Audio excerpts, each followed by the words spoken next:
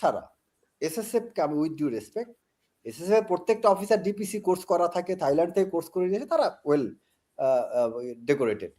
SSF ছাড়া আমাদের বাংলাদেশে যত সিকিউরিটি অর্গানাইজেশন বা যারা আছে, অনেক প্রতিষ্ঠান জানেই না এক্সিকিউটিভ প্রোটেকশনটা কি আসলে, এখানে কি ধরনের প্রাইভেসি, কি ধরনের কনফিডেন্সিয়ালিটি মেনটেন করা উচিত এটা বুঝে না, বরং এরা অতি হরকত করতে যায়, এরা আরো ঝুঁকিটাকে, থ্রেটটাকে ডেকে নিয়ে আসে।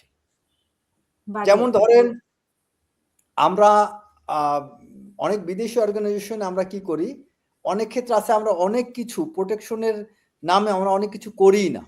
ওইটা করি না এই জন্য যে ওইটা যদি করতে যাই, করতে গেলে আমরা আরো ওই জিনিসটাকে আমরা আরো বেশি হাইলাইটেড করে ফেললাম, ওইটার দ্বারা আমরা টার্গেটটাকে আরো বেশি সবার কাছে নজরে এনে দিলাম।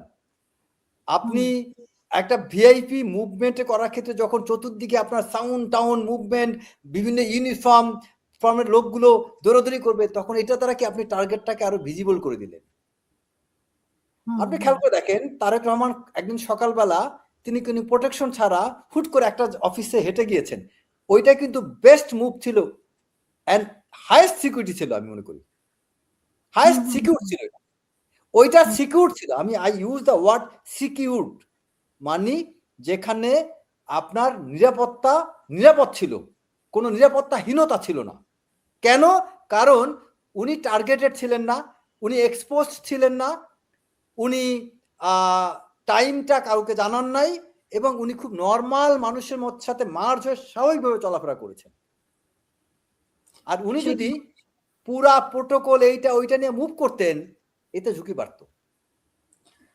এবং আরেকটা বিষয় মনে করেন, আপনি খেয়াল রাখবেন 14 সালের দিকে ম্যাডাম জিয়াকে কিন্তু নিরাপত্তার নামে জনবিচ্ছিন্ন করা হয়েছিল। ম্যাডামের কাছে তখন অনেক মানুষ পৌঁছাইতে পারতো না। 14 থেকে 18-তে বিএনপির কিছু ব্যর্থতার জন্য জনবিচ্ছিন্নতা অন্যতম দায়ী একটা বিষয়। অনেক নেতাকর্মীরা ফ্রাস্ট্রেটেড ছিল, ম্যাডামের কাছে যাইতে পারতো না। আমি মনে করি তারেক রহমানকে যেন জনবিচ্ছিন্ন করা না হয় নিরাপত্তা নামে।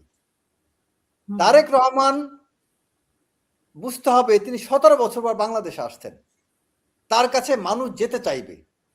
আপনাদের নজরদারি বাড়ান, সার্ভিলেন্স পাওয়ার বাড়ান।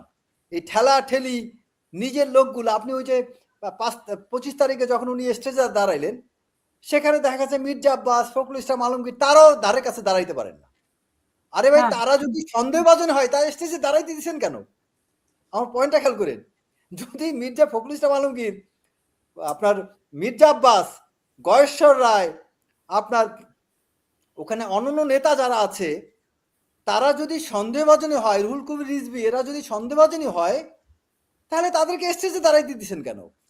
স্টেজে উঠছে মানে তাদের security clearance taken, they are cleared from all threats. স্টেজে দাঁড়ানো মানে সবাই মুক্ত, তারা সিকিউর। এই ব্যক্তিদের সামনে ওখানে কোনো সিকিউরিটি লোক থাকা দরকার নাই। স্টেজে শুধু থাকবে নেতারা, শুধু থাকবে তারেক রহমান, বিএনপি নেতারা থাকবে। বিএনপির যেই সব নেতাদেরকে কর্মীরা দেখতে চান, যাদেরকে দেখলে কর্মীরা উজ্জীবিত হয়, ওই স্টেজে শুধু নেতারা থাকবে। বড় জোর থাকতে পারে তারেক রহমানের ব্যক্তিগত সহকারী নুরুদ্দিন অপুর মতো মানুষ, তিনি ওখানে থাকাটা আমি মনে করি তার ব্যক্তিগত সহকারী, বা আপনার ওই যে সানি সাহেব আছেন, কামাল সাহেব আছেন, ওনরা থাকতে পারেন। সিকিউরিটি নামে কোনো মানুষ স্টেজে থাকার প্রয়োজনীয়তা ওই মুহূর্তে ছিল না।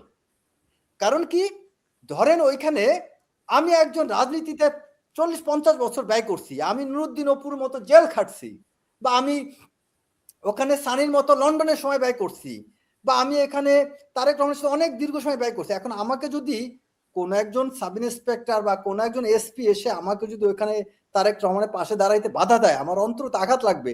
আমার হাজার হাজার লক্ষ লক্ষ কর্মী সমর্থক, তারা তো ওইখানে কষ্ট পাবে, এটা তো দলকে ক্ষতিগ্রস্ত করবে। কিন্তু আপনি যে বলছেন লন্ডনের এদের নাম যে